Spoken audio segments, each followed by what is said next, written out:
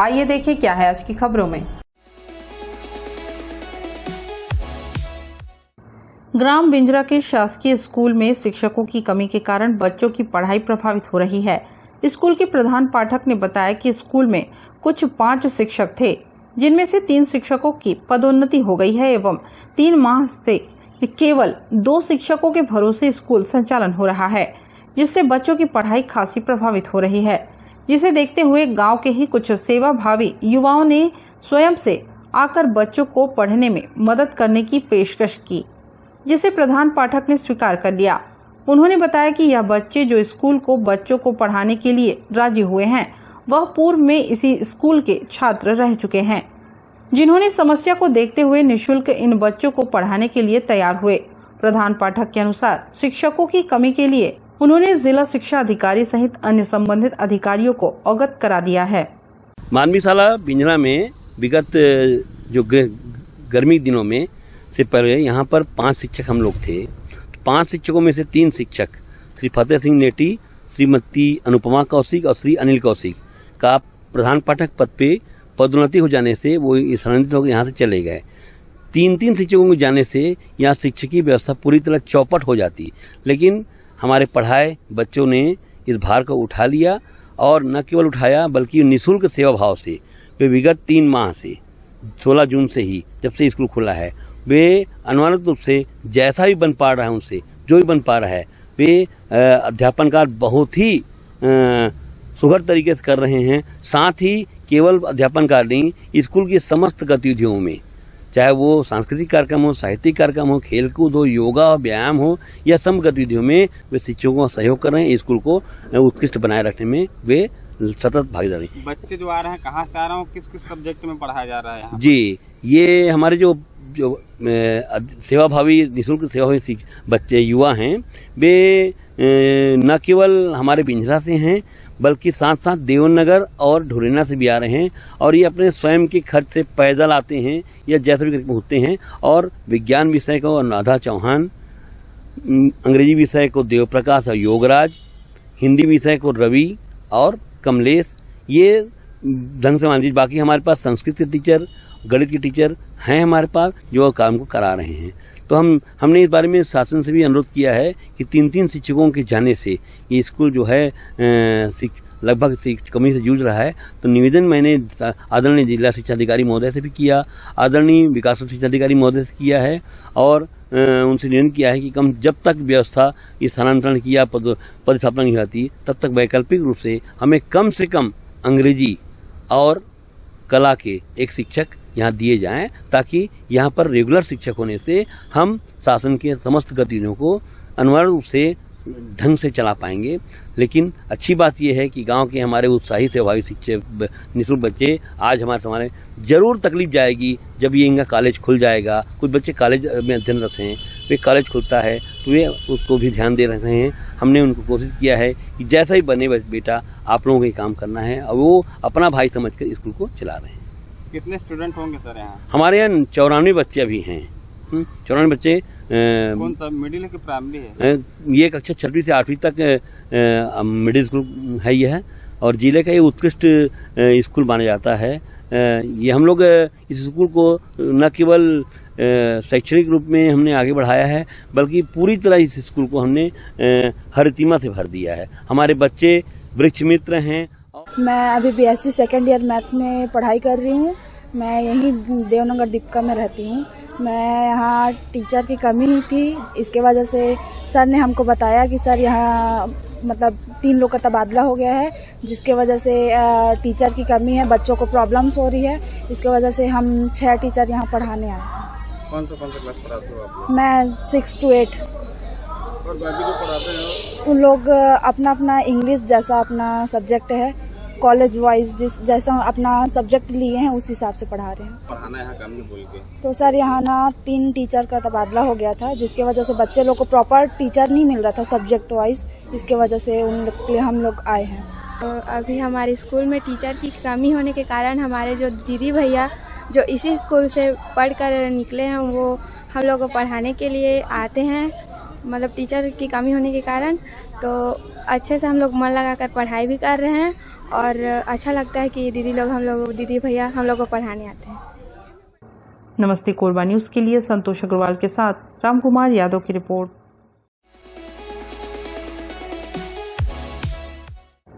अक्सर कानून व्यवस्था बनाए रखने रात दिन बदमाशों की खोज करने वाले पुलिस की वर्दी में इस बार कुछ अलग रूप देखने को मिला।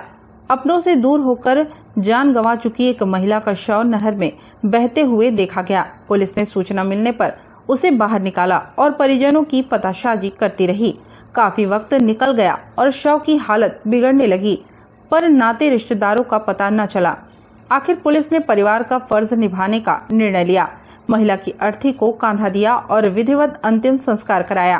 करीब 5 दिन पहले सर्वमंगला पुलिस चौकी अंतर्गत गर्म पानी नहर के समीप 21 अगस्त की शाम कुछ बच्चे खेल रहे थे।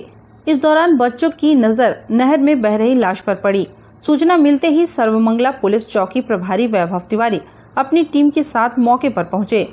पुलिस ने शव को बाहर निकाला तो वह एक महिला की निकली। यह शव करीब 5-6 दिन पुराना प्रतीत हो रहा था। शव का परीक्षण करने पर हाथ में गोदना के निशान मिले। इसके अलावा मृतिका की पहचान के लिए साड़ी व गोदना ही सहारा था। पुलिस ने शिनाख्ती के अभाव में शव को मेडिकल कॉलेज अस्पताल के मोर्चुरी में सुरक्षित रखवा दिया। मृतिका की पहचान के लिए तमाम थाना चौकियों के अलावा क्षेत्र में सूचना दी गई। इसके बावजूद मृतिका की पहचान के लिए कोई भी नहीं पहुंचा। आखिरकार 25 अगस्त को सर्वमंगला पुलिस ने पोस्टमार्टम की प्रक्रिया पूरी कराई। इसके साथ ही चौकी प्रभारी वैभव तिवारी ने मृतिका का विधि विधान से अंतिम संस्कार करने निर्णय लिया। इसके लिए महिला के शव को सर्वमंगला पुलिस चौकी लाया गया, जहां जवानों ने शव को मुक्तिधाम तक ले जाने अर्थी तैयार की। इस अर्थी को नए कपड़े व पुष्प से सजाया गया। इसके साथ ही महिला की अर्थी को पुलिस के अफसर व जवान कांधा देकर स्थानीय मुक्तिधाम ले गए, जहां पूरे विधि विधान के साथ मृतिका का अंतिम संस्कार किया गया, जिसे लेकर क्षेत्रवासी पुलिस की मानवता की चर्चा करते नहीं थक रहे। ये बाहर से बह के गर्म नहर के नाला में आ गई थी सर। वरिष्ठ अधिकारियों को अवगत कराए थे, सुरक्षार्थ जिला अस्पताल में रखे थे। डेड बॉडी खराब हो रहा था सर। सीएमओ सर बोले कि इसका पीएम करवा लीजिए, ले जाइए।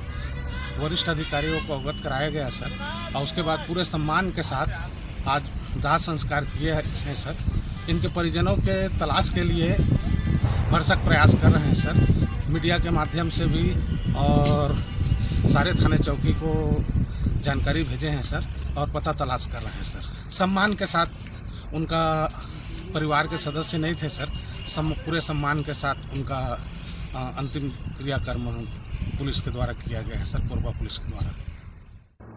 नमस्ते कोरबा न्यूज के लिए अजय अग्रवाल के साथ रामकुमार यादव की रिपोर्ट।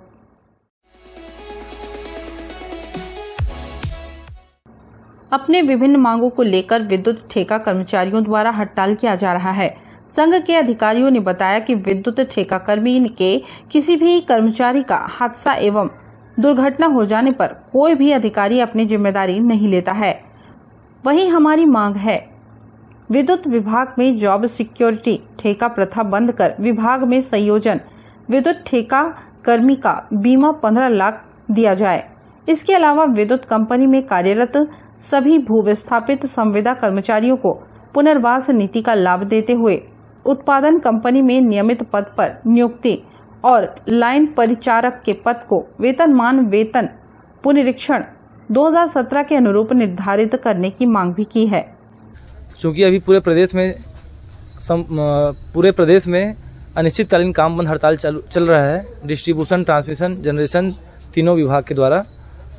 और यहाँ पे हमारा लोकल मुद्दा ये है कि हमको 2 महीना 3 माह में वेतन मिल रहा है, जिसके संबंध में यहाँ पे जो प्रदेश स्तरीय काम बंद हड़ताल है अनिश्चितकालीन, इसको समर्थन हम लोग यहाँ पे दे रहे हैं। हमारा मेन मुद्दा यहाँ पे ये है कि हमको निरंतर हर माह वेतन कर दिया जाए और हमको पीएफ में जो कटौती होती है वो बराबर होते रहे, और ESIC का भी लाभ मिले।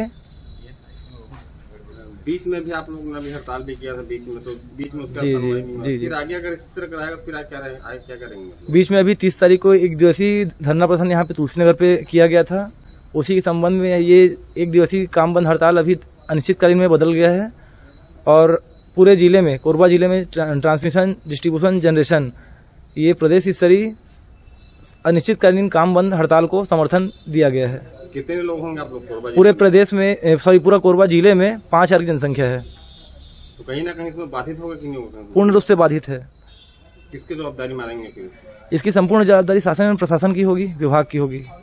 हम लोग कटघोरा डिवीजन के अंतर्गत आते हैं, जिसमें 16 सब स्टेशन है ना, 64 लोग हैं हम लोग, जिसमें वेतन का हर माह अभी जब से JBS कंपनी आया है तब से वेतन का मतलब पहले 1 महीना लेट हुआ, फिर 2 महीना लेट हुआ, अब 3 महीना लगभग लेट चल रहा है पेमेंट। ये कंपनी कब से आया हुआ है? क्या इससे पहले जो कंपनी थी वो ठीक था, और ये कंपनी तब से किस तरह का विरोध है? हाँ, वो कंपनी क्या है, पहले जो ना वो कंपनी था वो टाइम पे पेमेंट कर रहा था, महीने में पेमेंट हो जाता था हर महीने।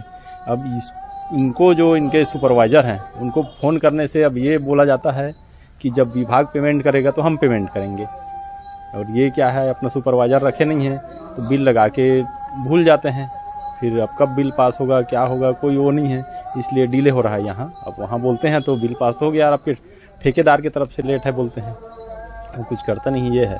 तो हमको बहुत परेशानी हो रही है। 2 महीना 3 महीना में अगर एक बार पेमेंट मिलेगा जो कि 8,000 करीब मिलता है, तो बताओ हम लोग जैसे गरीब आदमी कैसे परिवार चलाएंगे। महीने में अगर 2-3 महीना में पेमेंट मिलेगा, तो अगर हर महीने यही पेमेंट मिले तो हम लोग एडजस्ट कर सकते हैं उसको। ये है हमारा कहना, ये है कि हर महीने पेमेंट कर दिया जाए हमको टाइम टू टाइम, फिर उसके बाद कोई दिक्कत नहीं है।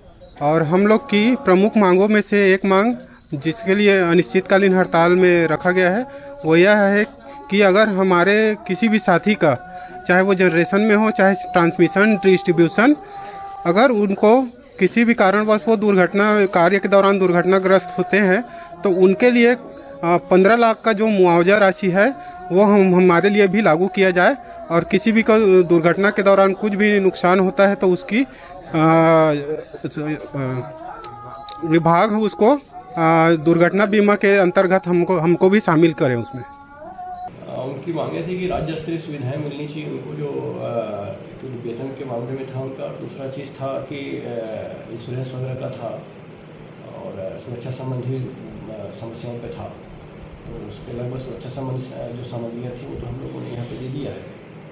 और जहाँ तक इंश्योरेंस का सवाल है तो इंश्योरेंस भी ठेकेदार के टर्म एंड कंडीशंस में रहता है, जो टर्म एंड कंडीशन के हिसाब से जो इंश्योरेंस के प्रावधान है वो देंगे। दूसरा इनकी समस्या थी कि समय में वेतन नहीं मिल पाता है, तो समय पे वेतन के लिए हम लोगों ने ठेकेदार को बोला हुआ है, और यहाँ पे बहुत ज़्यादा विलम्ब नहीं हुआ है, 10-15 दिन के आसपास का विलम्ब हुआ है। तो वो 10-15 दिन मेरे ख्याल से ठेकेदार से बात हुई है, वो पेमेंट कर देगा मंगलवार को। तो ये बात हुई कि मंगलवार को पेमेंट करेगा, और कर्मचारी भी तैयार हो गए हैं कि हम लोग काम करेंगे। नमस्ते कोरबा न्यूज के लिए रामकुमार यादव के साथ ममता साहू की रिपोर्ट। बुलेटिन में अब वक्त है एक छोटे से ब्रेक का, मिलते हैं ब्रेक के बाद।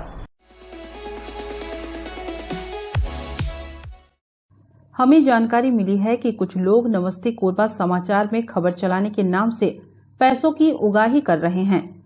आप सभी से अनुरोध है कि खबर चलाने के नाम से अगर कोई आपसे पैसों की मांग करता है तो आप अपने संबंधित थाना क्षेत्र में उस व्यक्ति की शिकायत करें। इसके साथ ही आप हमसे नीचे दिए गए नंबरों पर संपर्क करें। हम निष्पक्ष पत्रकारिता करते हैं, हम अपने कार्य को व्यवसाय की श्रेणी में नहीं रखते। संपर्क करें 7000314479 9827107490।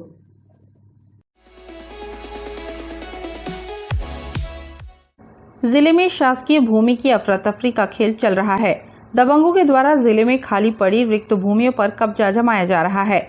ऐसा ही कुछ धनराज क्षेत्र में भी हुआ, जहां कुछ जमीन दलालों द्वारा अधिकारियों से मिलीभगत कर शासकीय भूमि की रजिस्ट्री करा ली गई एवं उस पर कब्जा जमाया गया, जिसकी शिकायत लेकर उस क्षेत्र के ग्रामीण कलेक्ट्रेट पहुंचे और उन्होंने जमीन दलालों से शासकीय जमीन को मुक्त कराने की मांग की है। भूमि आप लोग मिलीभगत करके शासकीय भूमि को रजिस्ट्री करा लिए हैं। कब पता चला? ये हमको अभी पता चला, 1 महीने के पूरे पता चला है कि ये शासकीय भूमि को रजिस्ट्री करा ली है। जब आप खेतों में काम करने गए ना तो वहाँ देखे कि राखड़ पाट रहे हैं और अपना गड्ढे खोद रहे हैं, और गड्ढा यहाँ तक हमारे मेड़ों के तक चले गए गड्ढा। खेत तक के चला गया। कितने लोग थे और कितना जमीन होगा वहाँ पर? हम लोग 10-12 किसान हैं वहाँ पर और 4 एकड़ 97 डिसमिल। पटवारी लोग से बात करते तो क्या क्या बोला करते हैं? और पटवारी लोग बताते हैं कि उस जमीन शासकीय भूमि को मतलब अभी भूस्वामी करा लिए हैं वो लोग, कहीं दूसरे जगह से पट्टा ला करके उस भूमि में डाल दिए हैं, समझ जाओ। क्या नाम लिखा हुआ उसमें? किन लोगों का बता रहा? इन लोग का भी नाम अभी बता रहा है, हिमांशु अग्रवाल, अनुराग अग्रवाल और एक आशीष कुमार बंसल, 3 जने के नाम में अभी दिखा रहा है जमीन। शासकीय भूमि उसमें क्या बनना चाहिए आप लोग के साथ? हम लोग तो चाहते हैं वहाँ जन कल्याण के लिए स्कूल, कॉलेज, हॉस्पिटल ऐसा बनना चाहिए। अभी आप लोग कलेक्टेड आए, इसके बाद अगर सुनवाई नहीं होगा फिर आगे क्या करेंगे आप लोग? इसके बाद हम लोग अगर सुनवाई नहीं होगा तो आंदोलन करेंगे, भूख हड़ताल करेंगे। और आप लोग के पास पूरा कागज पड़ा हुआ है? हाँ, हम लोग के पास पूरा साक्ष्य है कि शासकीय भूमि है। नमस्ते कोरबा न्यूज के लिए संतोष अग्रवाल के साथ रामकुमार यादव की रिपोर्ट।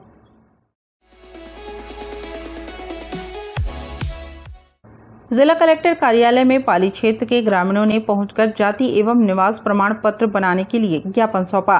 ग्रामीणों ने बताया कि उनकी जाति बिहोर है, लेकिन आधार कार्ड में मांझी जाति दर्ज हो गया है, जिस वजह से उनका स्थायी जाति एवं निवास प्रमाण पत्र नहीं बन रहा है। ग्रामीणों ने आगे बताया कि संबंधित क्षेत्र में 27 परिवार निवासरत हैं, जिन्हें यह समस्या आ रही है। उन्होंने कलेक्टर को दिए ज्ञापन के माध्यम से उनकी समस्या का जल्द से जल्द निराकरण करने की मांग की है। हमन 27 परिवार हन और हमार जाति मांझी लिखा थे और हमन जाति हमार बिरहोलन, फिर ऊपर से आधार कार्ड देखते हुए सब लिखते मांझी, तो हमार जन्म प्रमाण पत्र नहीं बन पाते, जाति निवासी नहीं बन पाते, तो ओकरे लिए कलेक्टर ऑफिस आए हन आवेदन दे जाति निवासी बनाए बर। तो वहाँ पाली वहाँ लग जाता तो क्या बोलते वहाँ एक बार? नहीं बने कहा थे कलेक्टर लग जाइए कहीं, कलेक्टर ऑफिस जाइए कहीं।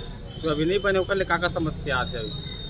तो यही समस्या लेके आए हैं, हमने आवेदन लेके आए हैं, कलेक्टर ले देबो हमारे ग्राम सभा में निवेदन करी कि इनके जाति निवासी बनाए। तो अभी नहीं बने ओकर कितना समस्या जाते अभी तुमन के? अभी बहुत समस्या जाते, लड़का मतलब पढ़ाई अभी आधा हुआ था, मन के पढ़ाई आधा हो जाते हैं।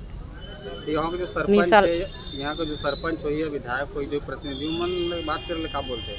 अब पहली विषय से मांझी लिखा है और अभी बिरहो लिखा थे तो नहीं हो पाही, तो कलेक्टर ऑफिस जा पढ़ी से बोलते हैं। कते दिन नहीं बने हुए हैं? और दो साल हो जाते सर, 2 साल, और वही बहुत पुराना है।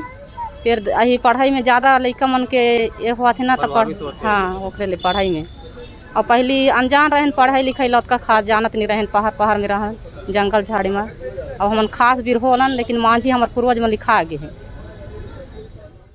नमस्ते कोरबा न्यूज के लिए रामकुमार यादव के साथ अजय अग्रवाल की रिपोर्ट।